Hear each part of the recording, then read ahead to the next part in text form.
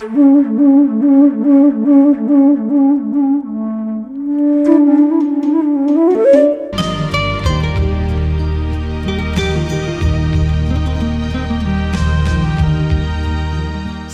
సింధు మేధో మథనానికి స్వాగతం. అపర విద్యలు, మహావిద్యలు ఒక్క మానవ జన్మకే సాధ్యమవుతుంది. రాముడు రామతత్వం, కృష్ణుడు కృష్ణతత్వం, మనిషి మనిషి తత్వం. ఇంత మంత్రశాస్త్రం, తంత్రశాస్త్రం ఇవన్నీ ఉన్నప్పుడు మనం ఇంకెలా ఉండాలి? Ancient secrets in the modern world.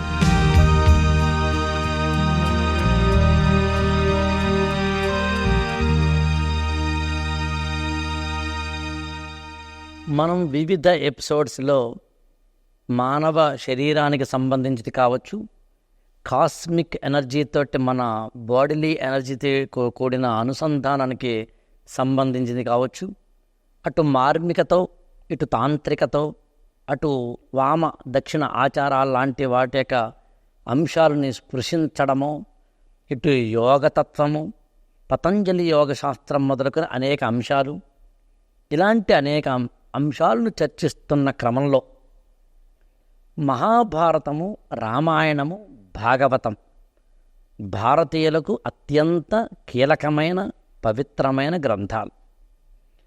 మామూలుగా ఈ భాగవత, రామాయణ, భారత కథలో వాటికి సంబంధించిన గాథలో తెలియని వాళ్ళు ఉండరు. కానీ తెలిసిన ఆ కథల వెనకాల తెలియని ఎన్నో అంశాలు మర్మంగా, రహస్యంగా ఉండాలి. ద్రౌపదికి 5 భర్తలెందుకు? ధృతరాష్ట్రుడికి 100 మంది పిల్లలెందుకు? ఆయనకు కళ్ళు లేకపోవడం ఏంటి? గాంధారి కళ్ళకు గంతలు కట్టుకోవడం ఏమిటి? కృష్ణుడికి 8 మంది భార్యలు, రాధ మళ్ళీ వేరే ప్రత్యేకంగా కాకుండా మళ్ళీ 16,000 మంది గోపికలేంటి? క్షీరసాగర మథనమేమిటి? ఇలా అనేకమైన అంశాలని, అది రామాయణమో, మహాభారతమో, భాగవతమో తెలుసుకునే క్రమంలో అటు కొంత సైంటిఫిక్గా, కొంత స్పిరిచువల్గా ఈ రెండింటినీ తచ్చాడుతూ చెప్పే ఒక వ్యక్తితోటి మనం సంభాషిస్తే ఈ రహస్యాలు తెలుసుకునే అవకాశం ఉంటుందని గ్రహించి ఇదిగో మీ ముందుకి ఇలా వచ్చాను సత్య సింధూజ గారితోటి. నమస్కారం అండి. నమస్తే అండి. నేను ఇంట్రడక్షన్లో చెప్పినట్టుగానే రామాయణము, మహాభారతము, భాగవతము గర్భవతిగా ఉన్న భార్యని అడవులకు పంపించిన రాముడై ఉండవచ్చు, తాటక సంహారానికి సంబంధించిన అంశంలో రాముడు తీసుకున్న ధీరోదాత్తత ఉండవచ్చు, 5 భర్తల్ని కలిగిన ద్రౌపది ఉండవచ్చు.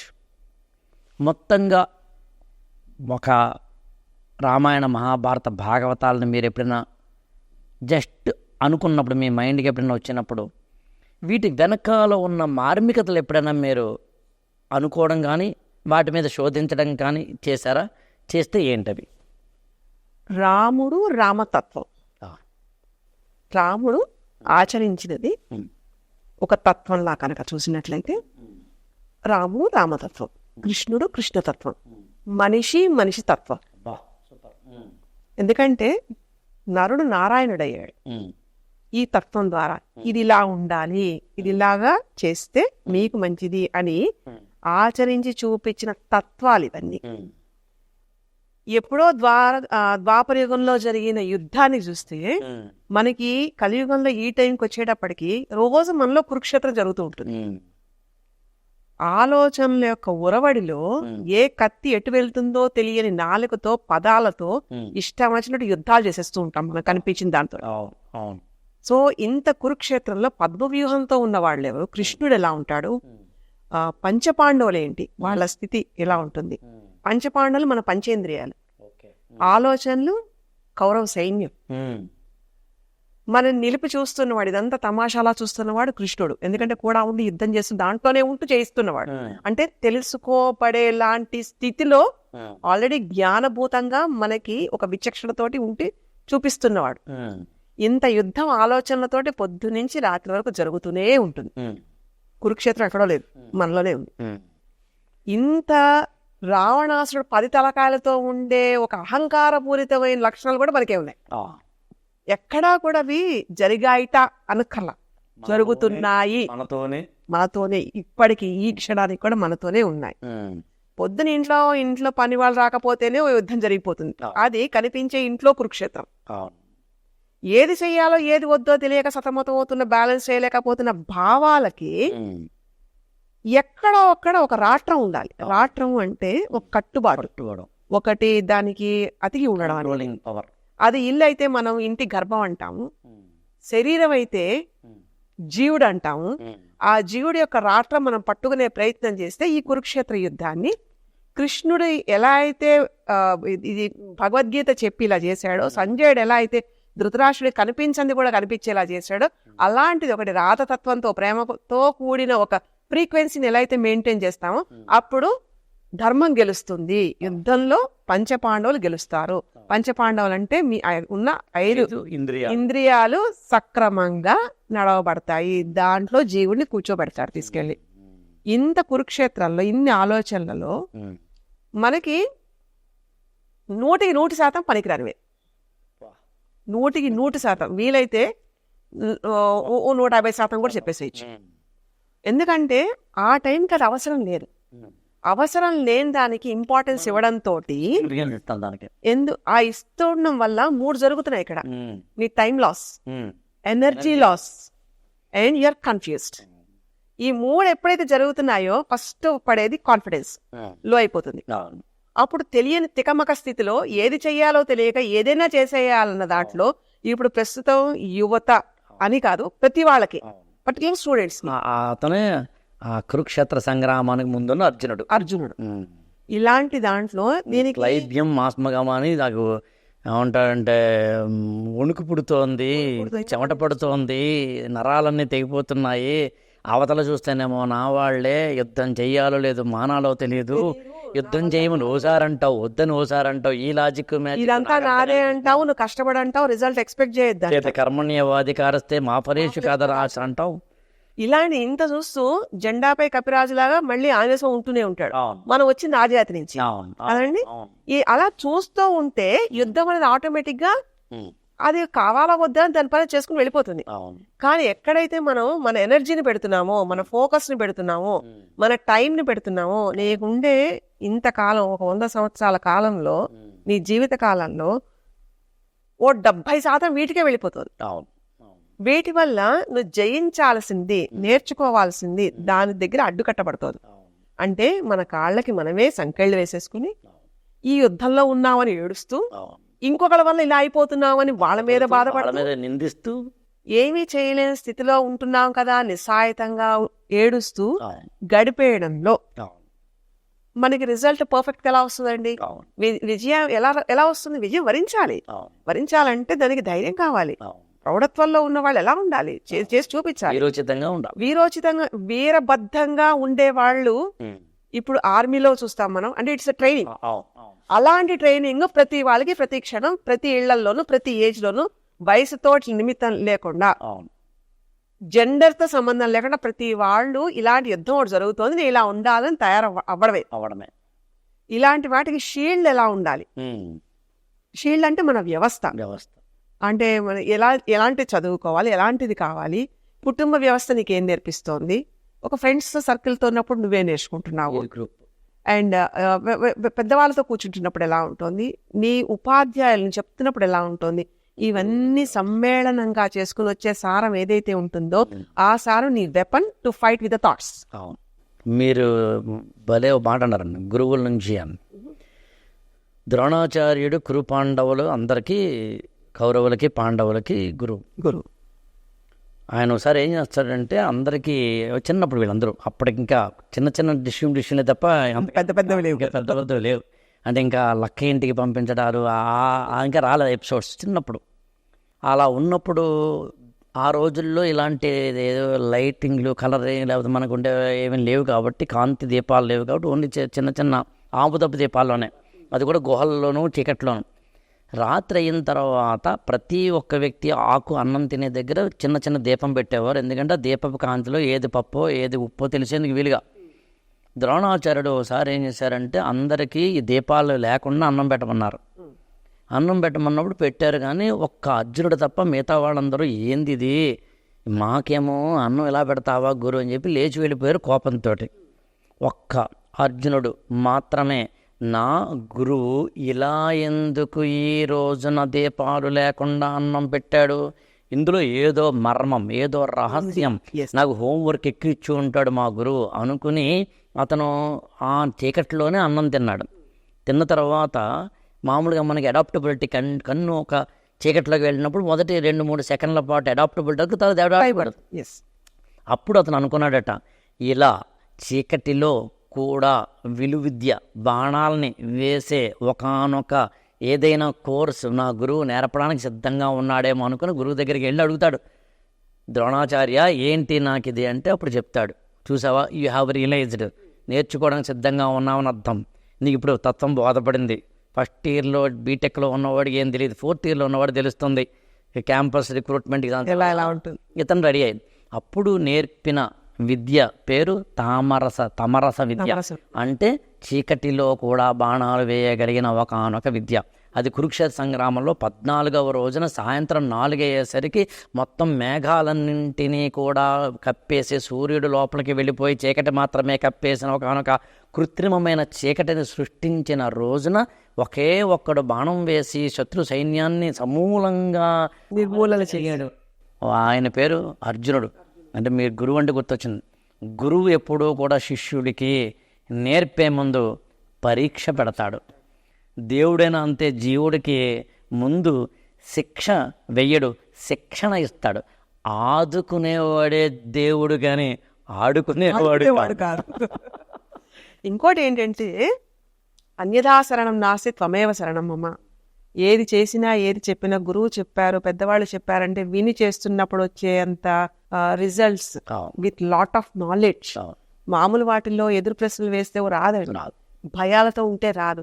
ఎందుకంటే మన ఇంద్రియాల మీద జయించడం, ఇంద్రియాలు మన పట్టులో ఉండడం, మన ద్వారా అవి వాటిని ప్రదర్శించడం అనేది, అంటే జీవుడు ఇంద్రియాలను వాడాలండి. ఇంద్రియాలు మనసుతోటి ఉండేంత చంచలత్వంతో ఉన్నప్పుడు వినిపించుకోదు, గమ్యం చేరుకోలేం. సో ఈ శిక్షణలన్నీ కూడా మన ఆలోచనలని ఎక్కడైతే సెరెనిటీ అంటాం, అంటే కామ్నెస్ తెస్తాయో, అంటే ఆందోళన లేకుండా ఉండేలాగా నీ జ్ఞానం, నీ విచక్షణ, ఇది మంచి ఇది చెడు అని ఏదైతే నీ బుద్ధి చెప్తుందో, నీ ఇంటలెక్చువాలిటీ మాట్లాడుతుందో అది తీసుకెళ్లే విధంగా thought process should be always. అలాంటప్పుడు ఇన్ని టెన్షన్లు ఉండవు, ఇంత విసుక్కోవడాలు ఉండవు, రోజు కురుక్షేత్రాలు అక్కర్లా. So it is very easy. అంటే చెప్పడానికి చాలా తేలికండి, మాట్లాడుకుంటున్నాం, కానీ ఆచరిస్తున్నప్పుడు కత్తి మీద సాములా ఉంటుంది. ఎందుకంటే ఏది అనాలో ఇంతమందిని మెప్పించాలి, ఇంతమందితో ఉంటూ కూడా తాను ఉంటూ లేకుండా ఉండే ప్రవర్తన ఏదైతే ఉంటుందో అది ఆలోచన సరళి యొక్క ఉద్ధృతను తగ్గిస్తుంది. ఆ ఉద్ధృత ఎప్పుడైతే తగ్గుతుందో వినడం, వినమ్రత, వంగడం అనేవి అలవాటు అవుతాయి. That is politeness. చెప్పారు, వినాలి, చెయ్యాలి అని. ఇంత ఆ ఒక్క సూత్రం పట్టేసుకుంటే మనం ఇంత పెద్ద యుద్ధాలు అక్కర్లా, చిన్న చిన్న ద్వంద్వ యుద్ధాలు అంటే ఓకే. ఇంకోటి అండి, యాక్చువల్గా మనకి బేసికల్గా మొత్తం మన జీవితానంతటినీ నిర్దేశించేదనండి, పాడు చేసేదనండి అరిషడ్వర్గాలు: కామ, క్రోధ, లోభ, మోహ, మద, మాత్సర్యాలు. మొత్తం మహాభారతం చూస్తే టోటల్గా ఈ అరిషడ్వర్గాలతోటి కూడినది. వాటిని జయించడానికి సంబంధించిన విజ్డమ్ అని మనం ఏదైతే దానికి సంబంధించిందో నేను బలంగా నమ్ముతాను. మత్సరం అంటే అసూయ. పాండురాజు కుంతి మాద్రలతోటి హాయిగా కాపురం చేస్తున్న వ్యక్తి అడవులకు వెళ్ళి అనుకోకుండా ఒక జంట లేడీల మీద ఒక బాణం వేయడం వల్ల వాళ్ళిద్దరూ మునులయ్యి మునిపత్ని అయ్యి ఇచ్చిన ఒకనొక శాపం, నువ్వు కనుక సంసారంలో పాల్గొంటే నువ్వు చనిపోతావు అనే దాంతో భార్యలతోటి కలిసి అడవులకు వెళ్ళిపోయాడు. కానీ అక్కడ పిల్లలు పుట్టారు. ఈయన కాకపోయినా మొత్తం మీద ఆవిడకున్న దూర్వాస మహాముని ఇచ్చిన కానొక వరంతో పుడతారు. అది మహాభారతం తెలిసిన కథే.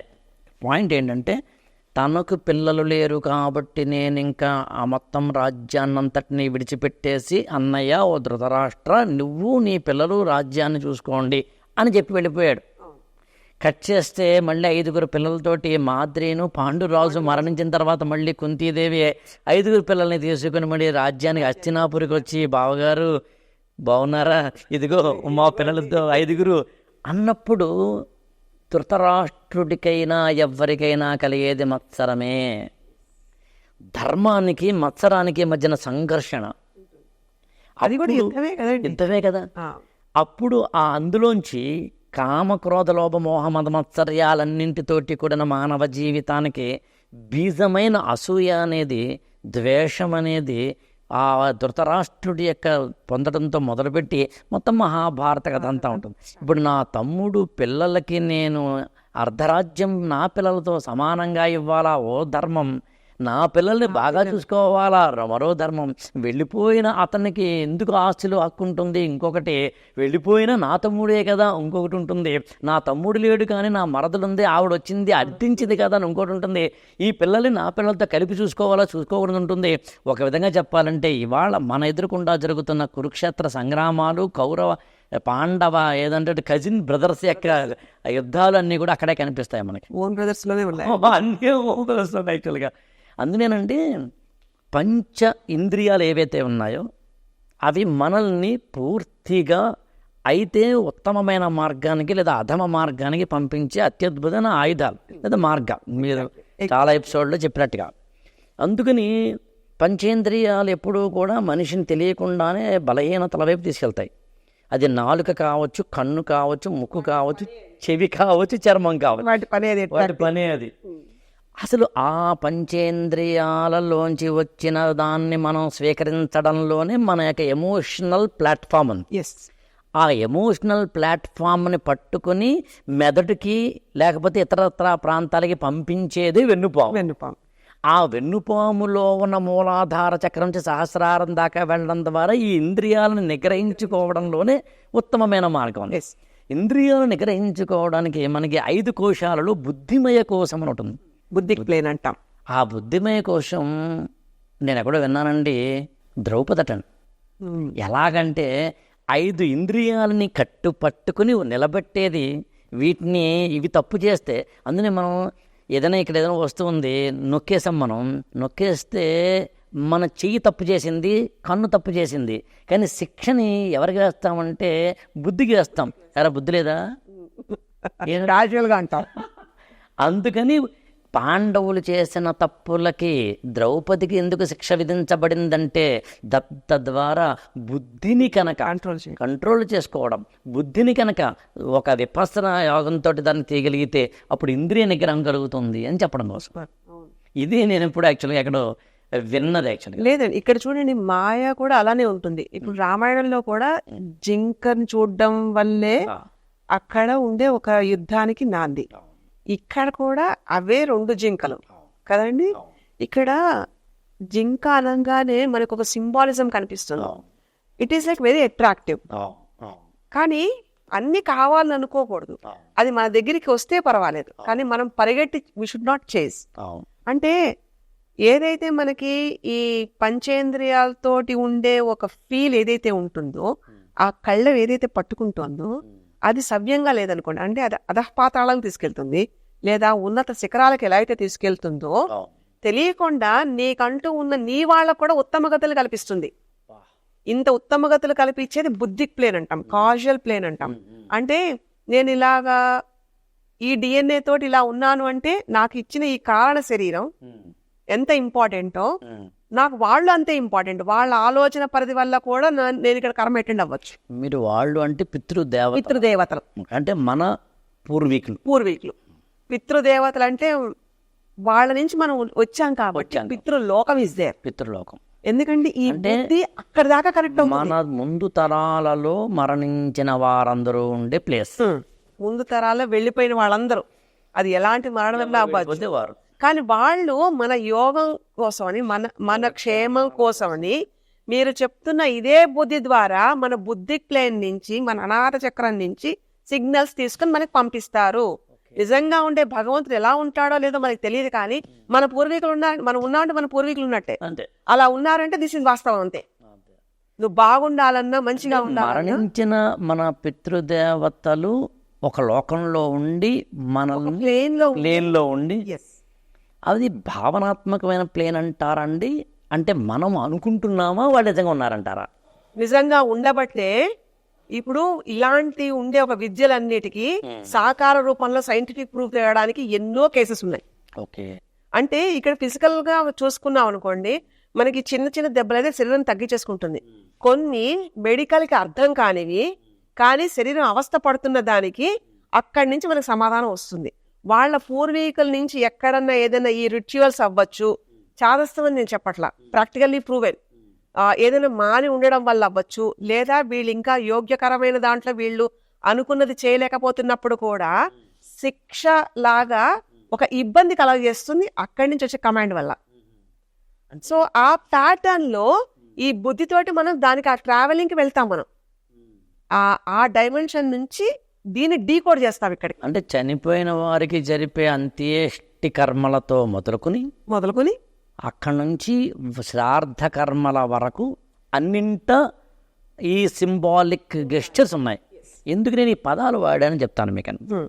రామాయణంలో రావణాసురుడికి అంత్యేష్టి కర్మల దగ్గర నిర్వహించింది రాముడు.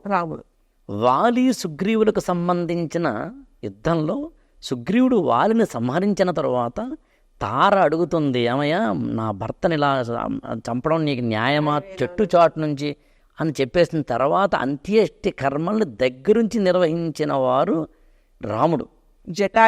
జటాయుకి 2 యక్షప్రశ్న అని చెప్పి మహాభారతంలో ఉంటాయి.